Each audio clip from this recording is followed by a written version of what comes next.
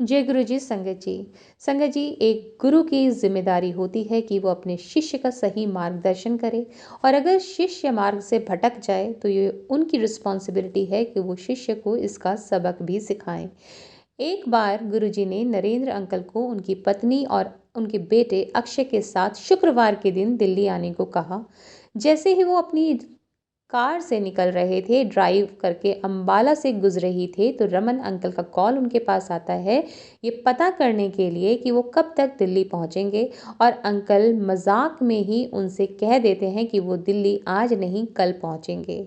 जब रमन अंकल ने गुरुजी से उसका उल्लेख किया तो गुरुजी ने कहा कि उनको बोल दो कि अगर वो आज नहीं आ सकते फिर आने की आवश्यकता नहीं है।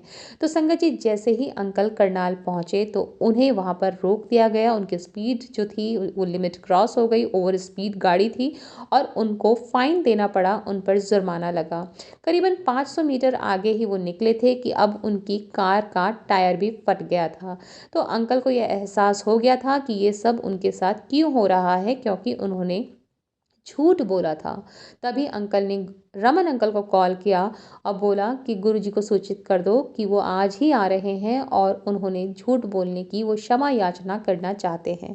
जब अंकल एम्पायर स्टेट पहुंचे तो गुरुजी ने पूरी संगत के सामने उनसे कहा कि उन्होंने गुरुजी को मूर्ख बनाने की कोशिश की थी। तो अंकल ने सबके सामने अपनी गलती मानी और गुरुजी से विनती करी कि गुरुजी उन्हें माफ़ कर दें। तो संगत जी, अंकल का कहना है कि गुरुजी ने मुझे मेरी गलती का एहसास कराया, इतने लोगों के सामने माफ़ी मंगवाकर मुझे उसी समय विनम्रता का पाठ पढ़ाया।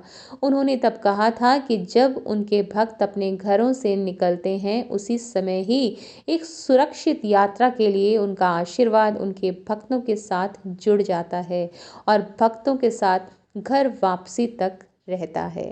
तो संगत जी, जब भी हम गुरु जी से मिलने जाते हैं, चाहे उनका सत्संग हो, गुरु जी का आश्रम हो या कहीं भी जा रहे हो संगत जी, ये गुरु जी सुनिश्चित करते हैं कि हम सही सलामत वहाँ तक पहुँच पाएँ और वापसी अपने घर भी पहुँच पाए। बहुत बड़ी कृपा आशीर्वाद गुरु जी का है संगत जी।